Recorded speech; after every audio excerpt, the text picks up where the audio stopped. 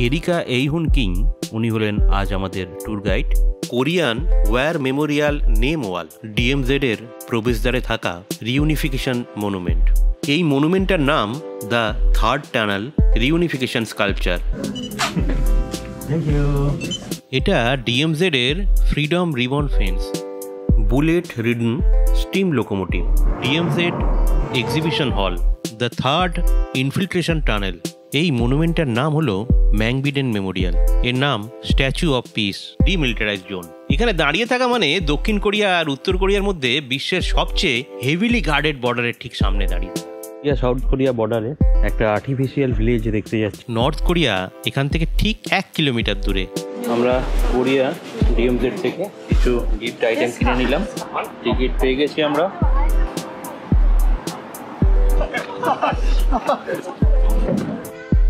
এটা হচ্ছে গিয়ংবকগুং প্যালেসের royal guard changing ceremony. প্যালেসের ভেতরে আর্কিটেকচার, এই বাসে চড়ে পুরো সোল শহরটা একদম সুন্দর আরাম করে দেখা যায়। ওই দেখুন দেখুন, ওই দূর থেকে দেখে মনে হচ্ছে ইলন মাস্কের নতুন রকেট রেডি হয়ে আছে।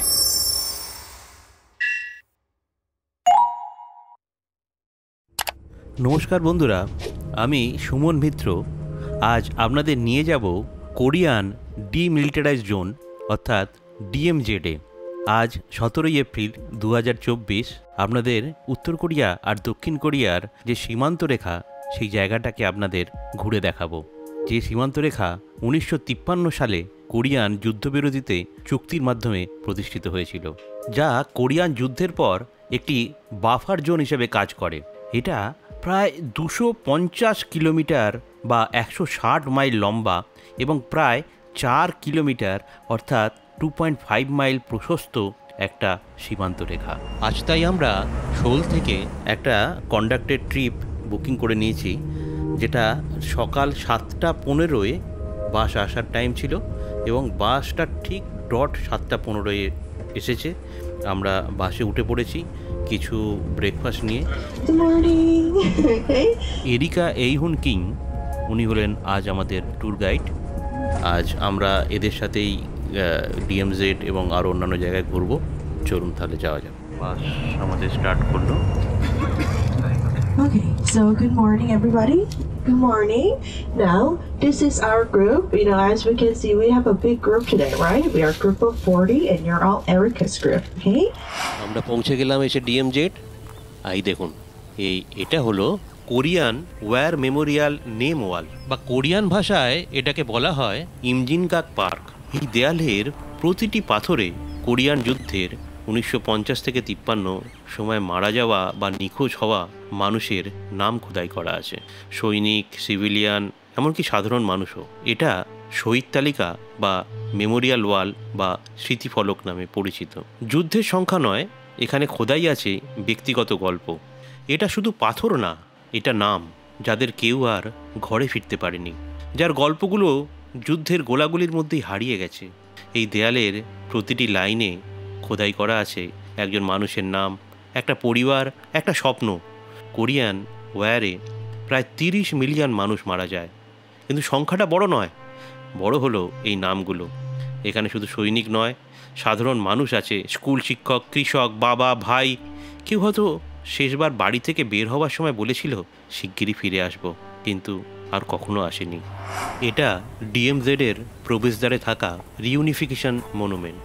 কোরিয়ান যুদ্ধের কারণে বিচ্ছিন্ন হয়ে যাওয়া দুই ভাই বা দুই পরিবার। উপরে যে দুজন মানুষ একে অপরকে জড়িয়ে ধরে আছে, তারা নর্থ কোরিয়া আর সাউথ কোরিয়াকে বোঝাচ্ছে, কিন্তু আসলে তারা দুই ভাই। 1950 সালের কোরিয়ান ওয়্যারে মাত্র 3 বছরের যুদ্ধে 30 লক্ষ মানুষ মারা যায়, কিন্তু সবচেয়ে বড় ক্ষতি, পরিবার ভেঙে গেছে। এক ভাই এখানে, আরেক ভাই ওপারে। কেউ আবার জীবনের শেষ দিন পর্যন্ত জানতে পারেনি তাদের পরিবার বেঁচে আছে কিনা। এই যে বিশাল ভি আকৃতির কংক্রিটের স্ট্রাকচারটা দেখছেন, এটা কি বার্তা দেয় জানেন? এটা বার্তা দেয় ভিক্টরি মানে যুদ্ধ জেতা নয়, ভিক্টরি মানে একদিন আবার মিলন হবে।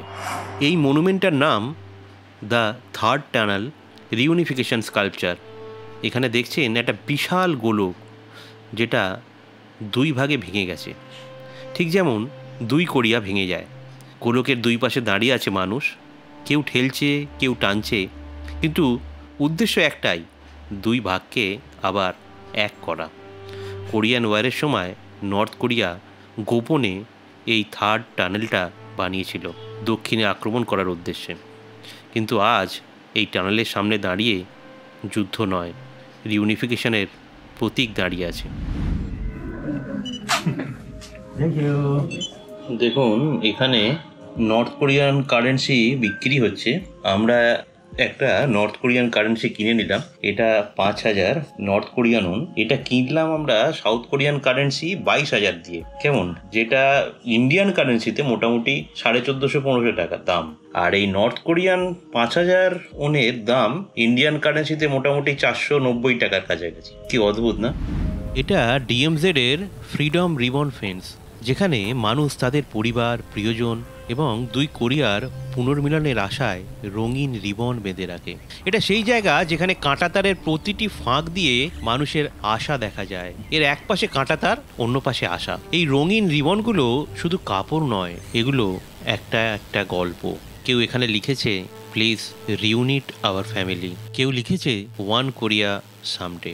সবচেয়ে অবাক লাগলো, মানুষ কাঁটাতারের দিকে রাগ নয়, ভালোবাসা বাঁধে। যুদ্ধ দেশকে ভাগ করেছে, কিন্তু আশা মানুষের মনকে কখনো ভাগ করতে পারে না। এখানে হাজার হাজার রিবন আছে, এর অনেকগুলোতে কিছু তারিখও লেখা আছে। এদের এমন অনেক মানুষ আছে যারা তাদের পরিবারকে দেখতে পারেনি। স্থানীয় ভাষায় এটাকে বলা হয় ম্যাংবিডেন হোপ রিবনস, মানে আশার বাঁধন। এটা হলো বুলেট রিডন স্টিম লোকোমোটিভ বা the train wants to run. এই ট্রেনটা খুব গুরুত্বপূর্ণ, কারণ এটা নর্থ কোরিয়া থেকে সাউথ কোরিয়ার রেলের যে সংযোগ তার প্রতীক ছিল। আর কোরিয়ান ওয়ারেতে এই ট্রেনটা গুলিতে ঝাঁঝরা হয়ে যায়। এই ট্রেনটা শুধু লোহা নয়, এটা সময়ের ক্ষতচিহ্ন। কোরিয়ান ওয়ারের আগে এই রেল লাইন ধরে ট্রেন যাতায়াত করত সোল থেকে প্যানগ্রাম পর্যন্ত।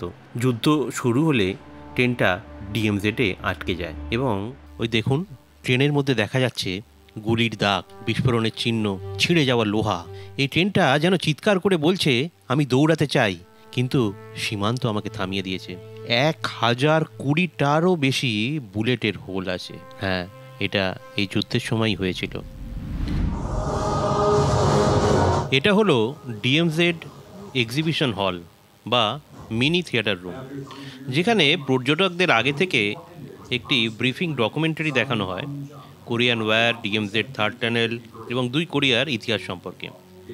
এখানে ঢুকতেই প্রথমে আমাদের নিয়ে আসা হলো এই ডিএমজেড ব্রিফিং থিয়েটারে। সামনে একসাথে 6টা জায়ান্ট স্ক্রিন, যেন হিস্ট্রি লাইভ হয়ে যাচ্ছে সামনে। ডকুমেন্টারিতে দেখানো হলো কিভাবে 1950 সালে কোরিয়ান ওয়্যার শুরু হয়, কিভাবে দেশটা দুই ভাগ হয়ে যায়, নর্থ কোরিয়া আর সাউথ কোরিয়া। ভিডিওতে ডিএমজেডের স্যাটেলাইট ম্যাপ দেখা যাচ্ছে, টানেলগুলো কোথায় পাওয়া গেছে আর কোন জায়গায় দুই দেশের সোল্ডাররা মুখোমুখি দাঁড়িয়ে থাকে, সেগুলো সব এই ডকুমেন্টারিতে দেখানো হয়। যেন আপনি সামনে দাঁড়িয়ে শুধু ভিডিও দেখছেন না, বরং ইতিহাসের মাঝখানে বসে আছেন। এটা হলো দ্য থার্ড ইনফিল্ট্রেশন টানেল। এই টানেলটার পেছনে একটা জেমস বন্ড টাইপের বাস্তব গল্প আছে। নর্থ কোরিয়া এই টানেলটা বানায় একেবারে গোপনে সাউথ কোরিয়াকে আক্রমণ করার জন্য। 1978 সালে সাউথ কোরিয়া এই টানেলটি আবিষ্কার করে। আর অবাক করা ব্যাপার হলো, টানেলটা এতটাই নিখুঁতভাবে বানানো ছিল যে সেনারা প্রথমে ভেবেছিল এটা নাকি একটা কয়লার খনি। টানেলের ভেতরে আপনি এখনও দেখতে পাবেন drill mark, explosion mark, electric কেবিলের প্রচুর হুক আর দেয়ালে কালো রং। এর মাধ্যমে তারা বোঝাতে চেয়েছিল যে এটা একটা কয়লার খনি, কিন্তু আসলে এই টানেলটা ছিল যুদ্ধের জন্য একটা গোপন রাস্তা। ক্যালকুলেট করে দেখা গেছে, যদি এটা সফল হতো তাহলে মাত্র 1 ঘন্টায় 30,000 সৈন্য সিওল শহরে ঢুকে পড়তো। আজ আমরা এই টানেলে নেবে হাঁটছি। এটা ডিএমজেড এর অন্যতম সবচেয়ে টাচি একটা জায়গা। এই মনুমেন্টটার নাম হলো ম্যাংবিডেন মেমোরিয়াল, যেখানে সাউথ কোরিয়ার লোকেরা তাদের নর্থ কোরিয়াতে থাকা পরিবারদের জন্য প্রার্থনা করে। এখানে মানুষ আসে তাদের হারিয়ে যাওয়া পরিবারকে মনে করতে। কোরিয়ান ওয়ারের সময় লক্ষ লক্ষ মানুষ পরিবার থেকে বিচ্ছিন্ন হয়ে পড়েছিল। কেউ মা বাবাকে খুঁজছে, কেউ ভাই বোনকে, আর কেউ অপেক্ষা করেছে এমন কারোর জন্য যাকে আর কখনো দেখা সম্ভব নয়। এখানে প্রতিটা মানুষ আশা নিয়ে আসে একদিন হয়তো দেখা হবে। এটা কোরিয়ার সবচেয়ে সংবেদনশীল মূর্তিগুলোর একটা। এর নাম স্ট্যাচু অফ পিস কিংবা কমফোর্ট ওম্যান স্ট্যাচু। এটা জাস্ট একটা স্ট্যাচু নয়, এটা সেই মেয়েদের স্মৃতি যাদের দ্বিতীয় বিশ্বযুদ্ধের সময় জোর করে নিয়ে যাওয়া হয়েছিল কমফোর্ট ওম্যান বানানোর জন্য। হাজার হাজার মেয়ে, অনেকেই আর কখনো বাড়ি ফিরে আসতে পারেনি। এই চেয়ারে বসা মেয়েটা পুরো একটা প্রজন্মের যন্ত্রণা ও অপমানের প্রতীক। তার পাশের খালি চেয়ারটা আমাদের জন্য, যেন আমরা বসে অনুভব করতে পারি যুদ্ধ কাকে কাকে ভেঙে দেয়। ইতিহাসের সব যুদ্ধের শেষে উইনার কেউ হয় না, হারিয়ে যায় শুধু মানুষ। স্ট্যাচুর পাশে খালি চেয়ার মানে তার পাশে বসে আপনি ইতিহাসের কষ্ট অনুভব করতে পারবেন। Statue of piece. আর এইটা হলো ডিএমজেড, অর্থাৎ ডিমিলিটারাইজ জোন। এখানে দাঁড়িয়ে থাকা মানে দক্ষিণ কোরিয়া আর উত্তর কোরিয়ার মধ্যে বিশ্বের সবচেয়ে হেভিলি গার্ডেড বর্ডারের ঠিক সামনে দাঁড়িয়ে থাকা। এই কালারফুল ডিএমজেডটা আসলে একটাই মেসেজ দেয় কি, যুদ্ধের মধ্যে থেকেও মানুষ শান্তি চায়। আর আমার পেছনেই রয়েছে ওই দূরে দেখুন, ওই সেই জাদুঘর যেখানে কোরিয়া যুদ্ধ, বিভক্ত পরিবার আর দুই দেশের টেনশনের ইতিহাস তুলে ধরা আছে। সাউথ কোরিয়া বর্ডারে একটা আর্টিফিশিয়াল ভিলেজ দেখতে যাচ্ছি। রাস্তাটা খুবই সুন্দর। এটা হচ্ছে ডিএমজেড অবজারভেশন ডেক। এখান থেকে ওই দূরে যেটা আপনি দেখছেন ওইটাই হলো নর্থ কোরিয়া। জীবনে প্রথমবার একটা দেশকে এত কাছ থেকেও এত দূরে লাগছে। দুটো দেশ, একই ভাষা, একই সংস্কৃতি, কিন্তু মাঝখানে শুধু রাজনীতি আর বারুদ। আমরা এখানে টেলিস্কোপ দিয়ে নর্থ কোরিয়া দেখি আর ওদিককার মানুষ দেখে সাউথ কোরিয়া। এই দূরত্বটা আসলে শুধুই জিওগ্রাফি নয়, এটা ইতিহাসের দাগ। নর্থ কোরিয়া এখান থেকে ঠিক 1 কিলোমিটার দূরে, কিন্তু এটাই এক জীবন দূরত্ব। আমরা কোরিয়া ডিএমজেড থেকে কিছু গিফট আইটেম কিনে নিলাম। আরও বহু গিফট কেনা হয়েছে যেগুলো জাপান থেকে কেনা হয়েছে। আমাদের জাপান কোরিয়ার সামান্য কিছু গিফট, যারা আমাদের সাবস্ক্রাইব করবে, শেয়ার করবে, তাদেরকে লটারি করে পাঠানো হবে। আমাদের চ্যানেল যারা সাবস্ক্রাইব করবে, পাশাপাশি দুটো ব্লগার যাচ্ছে। আমরা যাচ্ছি এতে প্যালেসে। আমরা প্যালেসে যাচ্ছি। কি প্যালেস বলে এটাকে, কি নাম? ইয়ংবকগং। জয় মা তারা, এরকম ব্যাপার আর কি। আমরা শোলের সিটি ট্যুর বাসে এসে গেছি। এখান থেকে এই প্যালেসে যাব বাসে করে। তার জন্য আমাদের যে শোল পাস আছে সেটা থেকে টিকিট সংগ্রহ করে নিচ্ছি।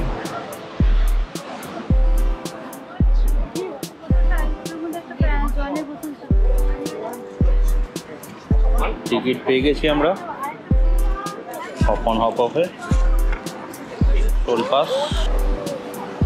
বাসে একটা হেডফোনও দিল কথা বা গান শোনার জন্য। দেখা যাক কি হয়।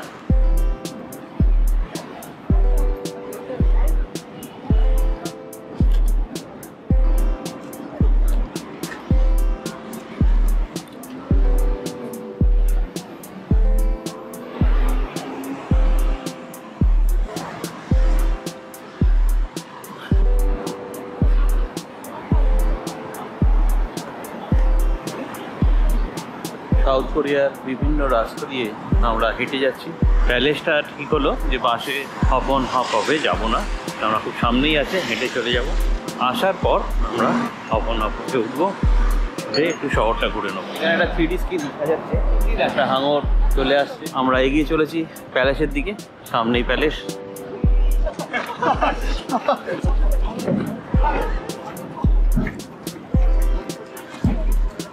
কেউ মনে হয় জোরে জোরে চলছে। ধম ধম ধম ধম। দিদার স্মার্ট স্কুটার দেখলে? ও কি? রান। কি কি কি? হ্যাঁ, আরে ওইটা হচ্ছে চেঞ্জ মারপিট মারপিট। চেঞ্জ অফ গার্ড হচ্ছে, গার্ড চেঞ্জ করছে। 직수문장과 후문장 해를 통해 서로의 신분을 확인하고 ও 분리를 시도했습니다. সামনে সর সামনে সর সামনে সর। At this time, the guard commander and the substitute commander confirm each other's identities, military notes, and the guard commander has military. সেটাই তো বলছে, ওদিকে চলো।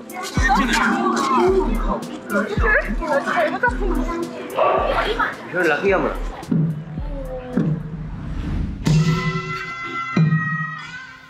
এটা হচ্ছে গিয়ংবকগং প্যালেসের রয়্যাল গার্ড চেঞ্জিং সেরিমনি। শোলের সবচেয়ে বিখ্যাত ঐতিহ্যের একটা। 14 শতকের জোসেন ডায়নাস্টির সময় থেকে রাজপ্রাসাদের নিরাপত্তা এভাবেই বদলানো হতো। আজও সেই পুরনো রীতিটা একদম ঐতিহ্য অনুযায়ী পুনরায় অভিনয় করা হয়। রঙিন পোশাক, রাজকীয় বাদ্যযন্ত্র আর গম্ভীর মার্চিং, কি সুন্দর! এই অনুষ্ঠানটা দেখলে মনে হয় যেন সময় পিছিয়ে গেছে সেই রাজাদের যুগে।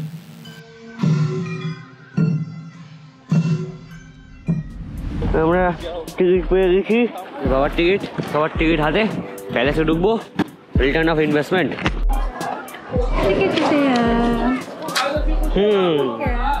চলো, টিকিট ছেড়া হয়ে গেছে। দুনিয়া মেরি হামদম। সব বুড়ো বুড়িরা এসছে এখানে সাউথ দেখতে। সাউথ তো নেই এখানে, প্যালেস দেখতে, প্যালেস। সব বুড়ো বুড়িরা মাঝখান দিয়ে যাচ্ছি। যার একটা বুড়ি, বুড়ি তুমি বুড়ি হয়ে গেছো? একটা রাজাকে বিয়ে করবে, রানী হয়ে যাবে। করবে? রানী কেন হয়ে যাবে? রাজাকে বিয়ে করলে রানী তো হয়ে যাবে।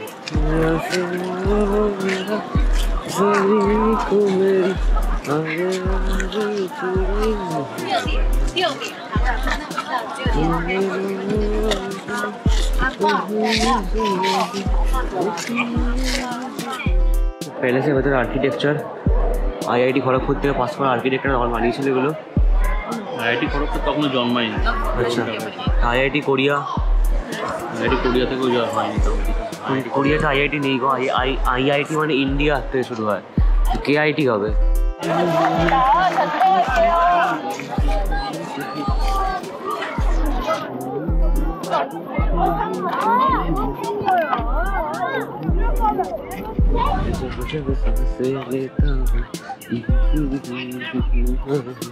जब जब सांस लेता हूँ सारी दुनिया से जीत।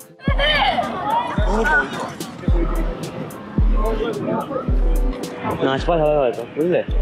অডিয়েন্সের সিট এগুলো।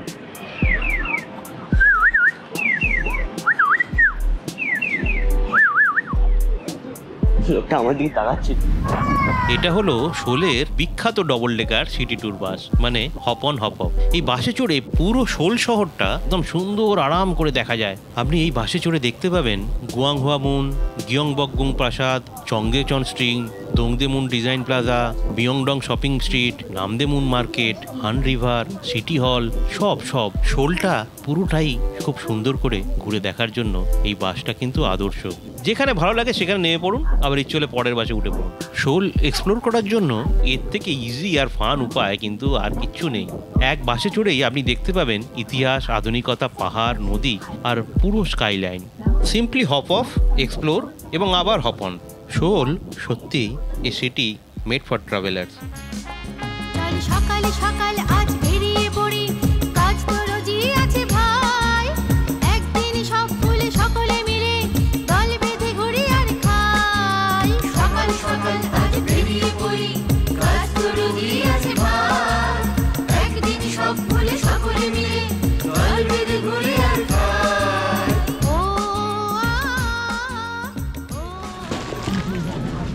এই শোল টাওয়ার। টিকিট কাটার সময় ঠিক বুঝতে পারিনি তখন যে হেডফোনটা একটা কেন দিল। তো যাই হোক, নাড়াঘাটা করার পর এখানে যখন লাগালাম তখন বোঝা যাচ্ছে যে এই হেডফোনের মাধ্যমে ওরা জানিয়ে দিচ্ছে যে এর পরের স্টপেজটা কি, বা তার পরের স্টপেজটা কি, বা কোথায় উঠতে হবে, কোথায় নামতে হবে, কি করতে হবে, সেটা শোনার জন্য এই হেডফোনটা দিয়েছিল। ওই দেখুন ওই দূর থেকে দেখে মনে হচ্ছে ইলন মাস্কের নতুন রকেট রেডি হয়ে আছে, কিন্তু না, এটা হচ্ছে শোলের সবচেয়ে ফেমাস ডিজাইন সেন্টার ডিডিপি। আমি ভেবেছিলাম ভেতরে ঢুকলে হয়তো রোবট গেট খুলে বলবে ওয়েলকাম সুমন স্যার, কিন্তু না, DDP where architecture meets the future. এই শহরটা দেখলে মনে হয় ইতিহাসের মাঝে যুদ্ধ ছিল, কিন্তু ভবিষ্যতের মধ্যে রয়েছে সৃজনশীলতা, আর ডিডিপি তার সেরা এক্সাম্পল। টিকিট আমরা পেয়েছি হাতে, ট্রেন ধরবো। ট্রেন 9:30, 10:13 পৌঁছাবে টার্মিনাল 1-এ। ওখানে আজকে একটা হোটেলে থাকবো। হোটেলটা একটু টার্মিনাল 1 থেকে দূরে আছে। কালকে সকালে আমাদের ফ্লাইট ফিরে যাওয়ার।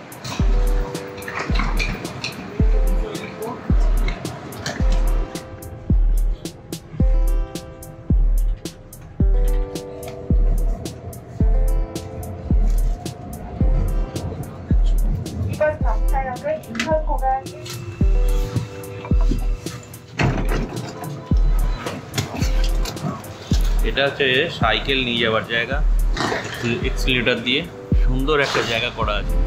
সেটা হচ্ছে আমাদের আজকের নাইট স্টে হোটেল কাম অ্যাপার্টমেন্ট। এটা বাথরুম, এখানে এখান থেকে পুরো সিটিটার ভিউ দেখা যাচ্ছে, একটু খুললে ভিউ দেখা যাবে। ফ্যান্সি জায়গা,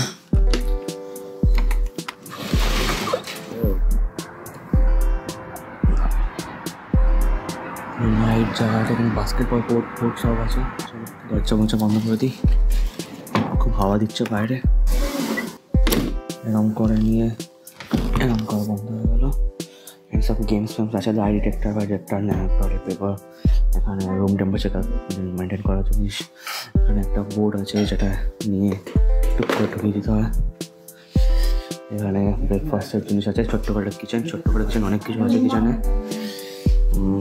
মাইক্রোওয়েভ, এটা ফ্রিজ অ্যাডভাইজার, গ্যাস ফ্যাস সব আছে।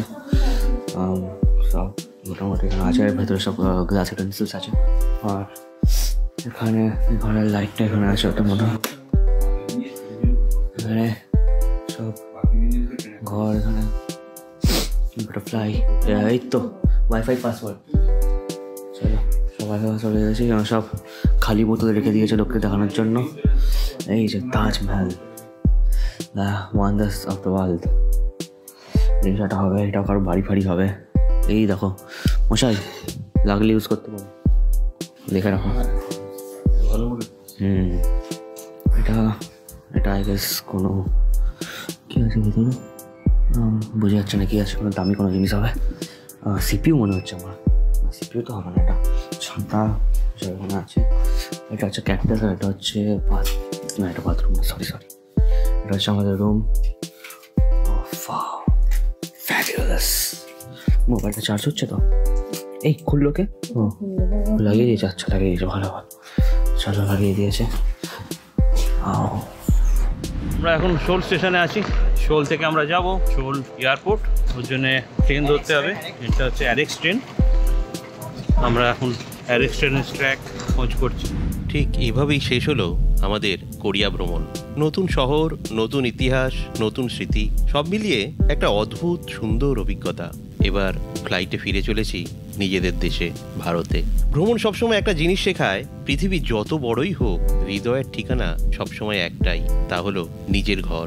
সঙ্গে থাকার জন্য আপনাদের অনেক অনেক ধন্যবাদ। আবার দেখা হবে পরের অ্যাডভেঞ্চারে। আমাদের চ্যানেলটা দয়া করে সাবস্ক্রাইব করুন, আর বেল আইকনটা একটু দাবিয়ে রাখুন, যাতে নতুন ভিডিও দিলে আপনারা অবশ্যই জানতে পারেন। আপনাদের অনেক অনেক ধন্যবাদ।